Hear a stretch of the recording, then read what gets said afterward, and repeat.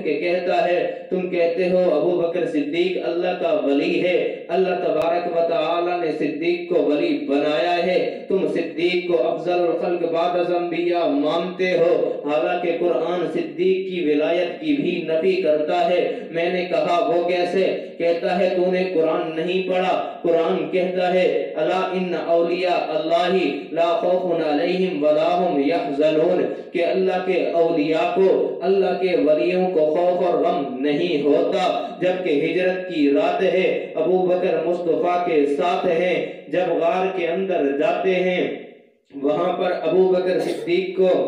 غم لاحق ہوتا ہے۔ ابوبکر صدیق رسول اللہ صلی اللہ علیہ وسلم کو کچھ عرض کرتے ہیں تو صدیق اکبر کو رسول اللہ صلی اللہ علیہ وسلم فرماتے ہیں لا تحزن ان اللہ معنا، کہ ابوبکر غم نہ کر، اللہ ہمارے ساتھ ہے۔ تو پتہ چلتا ہے ابوبکر کو غم لاحق ہوا تھا۔ قرآن کی آیت سے پتہ چلتا ہے جسے غم لاحق ہو جائے، جسے خوف لاحق ہو، وہ اللہ کا ولی نہیں ہو سکتا۔ تو قرآن کی آیت نے تو صدیق کی، ابوبکر کی ولایت کی بھی نفی کی ہے۔ میں نے کہا تو بغض صدیق میں اتنا آگے چلا گیا ہے، تجھے قرآن سمجھ نہیں آنا۔ قرآن اسے سمجھ آتا ہے جس کے دل میں صحابہ کی محبت ہو، جس کے دل میں قرآن کو جمع کرنے والوں کی محبت ہو، جس کے دل کے اندر صحابہ کرام کے لیے پیار اور احترام ہو۔ تیرے دل کے اندر صحابہ کرام کی محبت نہیں ہے تو تجھے قرآن سمجھ آنا نہیں ہے۔ قرآن سمجھ آتا ہی اسے ہے جس کے دل میں صحابہ ہوں، جس کے دل میں صحابہ نہ ہوں تو قرآن سمجھ آ سکتا نہیں ہے۔ آپ تجھے میں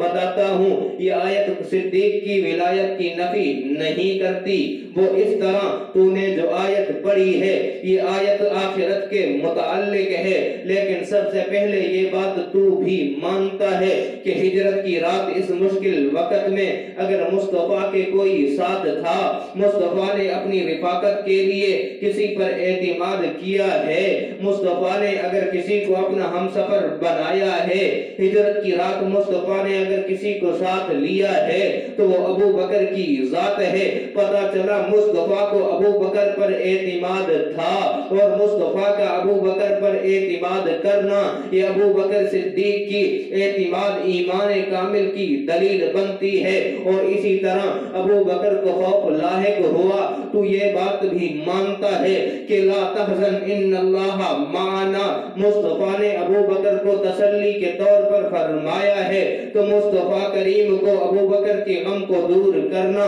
اور تسلی دینا یہ بھی ابوبکر کی فضیلت کی دلیل بنتی ہے۔ اور اس کو خلاق عالم نے اتنا پسند فرمایا، ابوبکر کے لیے کہے گئے تسلی کے طور پر جملے کو قرآن بنا دینا، پھر قیامت تک کے لیے قرآن کا باقی رہنا اور امت نے اس قرآن کو پڑھنا اور ان اللہ لا تحزن ان اللہ معنا کی تلاوت کرنا ابوبکر کی شان اور فضیلت کو مزید نکھارتی ہے۔ اب آتے ہیں تیرے اعتراض کی طرف۔ تو نے کہا ابوبکر اللہ کا ولی نہیں ہے کیونکہ آیت نفی کرتی ہے۔ میں نے کہا تو اس کو سمجھا نہیں ہے، یہ آیت آخرت کے متعلق ہے، الا ان اولیاء اللہ لا خوف علیہم ولا هم یحزنون، کہ اللہ کے ولیوں کو قیامت کے دن کے اندر نہ خوف ہوگا اور نہ غم لاحق ہوگا، اور اللہ تبارک و تعالی ان کا اکرام فرمائیں گے۔ لیکن دنیا کے اندر اولیاء کو اپنی ذات کا یا دوستوں کا یا عزیزوں کا یا رشتہ داروں کا غم لاحق ہوا ہے، حتیٰ کہ نبیوں کو اور امام الانبیاء کو بھی غم کا لاحق ہونا، خوف کا لاحق ہونا ثابت ہے۔ اللہ تبارک و تعالی نے قرآن مقدس میں اس کو بیان فرمایا ہے۔ آپ تجھے میں بتاتا ہوں، جب ابراہیم علیہ السلام نے فرشتوں کو دیکھا ہے، فرشتوں کے لیے انسانی شکل میں جب فرشتے آئے، بچڑا بھن کے لائے ہیں، گوشت سامنے رکھا ہے، فرشتوں نے کھانے سے انکار کیا ہے، ابراہیم علیہ السلام کو خوف لاحق ہوا ہے۔ قرآن کہتا ہے فرشتوں نے کہا لا تخف انا ارسلنا الی قوم لوط، آپ خوف نہ کیجئے، ہم قوم لوط کے لیے بھیجے گئے ہیں۔ اسی طرح حضرت یوسف علیہ السلام کے غم میں حضرت